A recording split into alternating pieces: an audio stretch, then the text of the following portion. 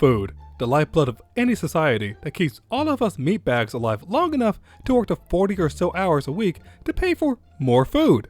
At least nowadays, we all have a very wide variety of dishes we can choose from. Hell, we don't even have to make it ourselves. We can just order it off an app and have some poor soul deliver it to us.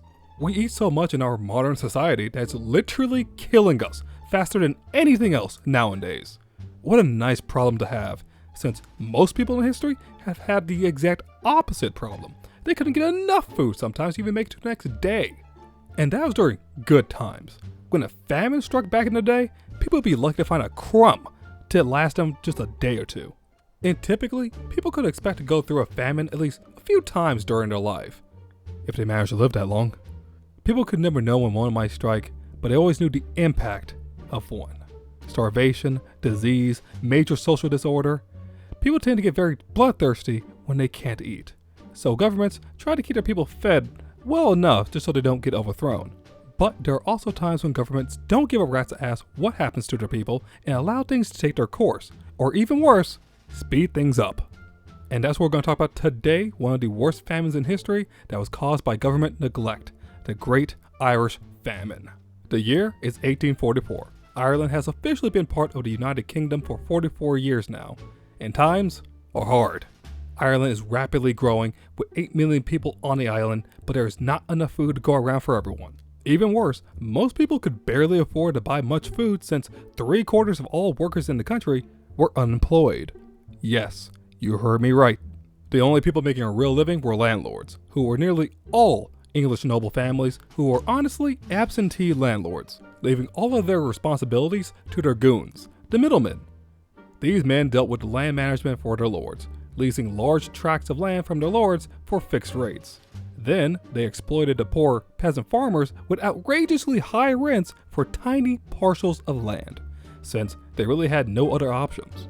It didn't help that tenants could be evicted on a whim for whatever reason. Didn't pay your stupidly high rent on time? Evicted. You didn't bring in a big enough harvest this year? Evicted. The landlord wants to raise sheep on the land your dirty little shack sits on because he wants to make way more money? Evicted. You get the picture. Things were rough for the average peasant in Ireland at the time. But worst of all, every single peasant farmer was solely reliant on one crop, the potato. Well, the Irish lumper to be exact. But why, you might ask? Well, it's delicious, duh. But also because it was the only crop that they could grow on the tiny parcels of land that they could obtain from the middlemen, since 40% of Irish farmers worked on 5 to 15 acres of land, and 24% of them worked on a measly 1 to 5 acres. With so little land, no other crop could feed a family of farmers for a year on that scale. So, the potato became the food of choice for 2/3 of all Irish people.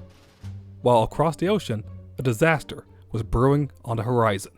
A potato blight had broken out into the Luca Valley in Mexico, and it worked its way up all across the eastern coast of America, destroying large fields of potatoes.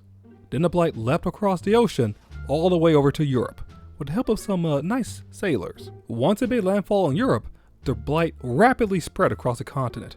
By mid-August 1845, it had reached Belgium, the Netherlands, France, England, and other parts of northern and central Europe. While in Ireland, news broke out everywhere of a new fearsome disease destroying entire harvests of potatoes. Then in September, news of the potato Merlin. Merlin? Oh shit, that's a word. Nice. News of the Merlin had spread all across Ireland, and the British government had known about this blight already, but it didn't concern itself much about it, claiming the Irish were exaggerating the scale of the blight. But by the time of the harvest in October, the destruction was apparent. It could not be ignored. It was reported that the crop loss was anywhere from 1/3 to 1/2 of cultivated acreage. In just a few months, the entire Irish food supply had been demolished, taking Irish peasants from a dire situation to one of near hopelessness with very little food to sustain them. In the next year, 3/4 of the harvest was lost. And in 1847, the threat continued and potato seed started to become scarce.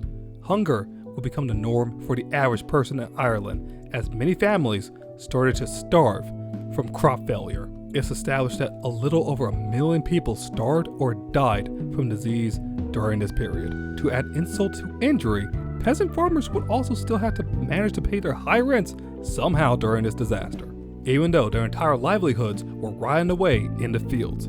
So naturally, many families were evicted out of their homes as well. Over 250,000 people, in fact, were pushed onto the streets, or rather the dirt trail, since most of them lived out in rural Ireland. At the same time, these impoverished and homeless families would have to stand by and watch as what little food there was in Ireland was exported out of the country to England, since the landlords could make more of a profit there with their shares of the harvest. While some peasants stuck it out, many fled Ireland to other nations. 2.1 million people fled from between the years 1845 to 1855. At least 1 million people are believed to have picked up their bags and hopped on a ship all the way to America to escape the famine, while around 200,000 took their chances over in England, which was a far easier journey, since the former would typically have to catch a ride on the infamous coffin ships. You can imagine why they were called that. These literal death traps were the best options for most peasants, since they were the cheapest option at the time.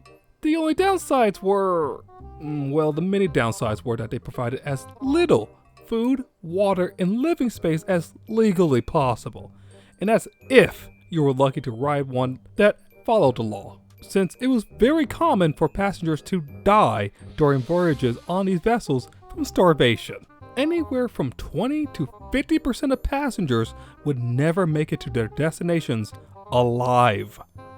But for those who made it through, life was still a challenge. Most struggled to find work, faced discrimination, and often lived in cramped housing with many other immigrants. If you think what I have told you so far is ridiculous, then sit down, buddy, and listen, because you haven't heard the worst of it. While the Irish were struggling to even eat, their British overlords were attempting to send in relief to the famished masses, shipping over maize to Ireland in early 1846. However, the Irish mills weren't equipped to mill maize, and had to use a much longer and complicated process to ground it. However, the cornmeal was initially not received very well due to its yellow color, resulting in the aid not really doing much. Prime Minister Peel did attempt to repeal the corn laws, a tariff on grain that kept the bread prices high. But this only led to infighting with his own party, who eventually kicked him out of office for a short time, only to bring him back. He would eventually repeal the tax, but it did little to improve the situation.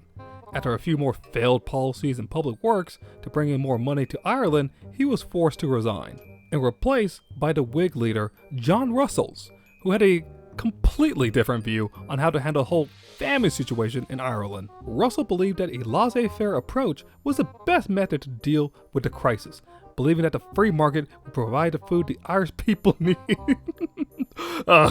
Sorry, it was hard saying that with a straight face. It was just a load of bullshit. Anyways, he halted government relief efforts, leaving hundreds of thousands of people without food. But he did continue the public works programs, which employed a third or half a million people. So while there was a severe lack of food, the Irish people could waste what little energy they had constructing roads and buildings to speed up their demise.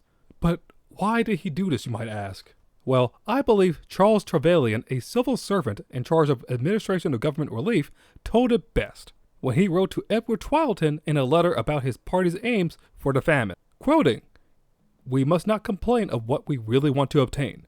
If small farmers go, and their landlords are reduced to sell portions of their estates to persons who will invest capital, we shall at last arrive at something like a satisfactory settlement of the country." So yeah, you know how they say never let a good crisis go to waste? Well, the Whig Party knew that lesson all too well, since they planned to use the famine as a way to force Irish landlords to sell the property off for cheap so they can scoop it up for themselves, for pennies on the acre. It sounds like some cartoon villain level stuff, but remember, these are the people those villains were based on. Though after just a year, the Whig government would be forced to confront the severity of the crisis. Most likely due to the death toll, the Whigs would abandon its previous stance, resuming aid to Ireland, using naval vessels to transport relief, opening up soup kitchens all throughout Ireland, and attempting to force landlords to assist the poor through the Irish Poor Laws. But, seeing it as just another cost, many landlords simply evicted their tenants to reduce their liability. Then in 1847, the Poor Relief Act was passed, which stated that Irish property must support Irish poverty. since the British landlords of Ireland were believed to have created the conditions that led to the famine. But the British Parliament was partly to blame because the previous policies which had allowed landlords to abuse their tenants. However, there was a certain clause in the Poor Law, the Gregory Clause, which prohibited anyone who held at least a quarter of an acre from receiving relief. This meant that farmers would have to sell whatever land they owned to their landlords to qualify for relief, forcing thousands of people off of their land, leaving even more people homeless. I told you this story gets worse. Then, the Encumbered Estates Act of 1849 allowed landlords to auction off their estates upon the petition of creditors. You heard me right there, upon the request of creditors, not the landlords. Estates with debts were then auctioned off at criminally low prices that wealthy British aristocrats could swipe up for cheap. These new landlords despised tenant farmers, even worse than the last ones, and they rose rent so high the tenants couldn't even pay, resulting in thousands more families getting evicted, being replaced by cattle which were just more profitable. In the end, Ireland was changed forever after several years of turmoil. There was an entirely new cast of British landlords exploiting the few people that were still left in Ireland. The population had taken a steep decline, going from 8.5 million people in 1845 to only 4.4 million. And that was in 1901.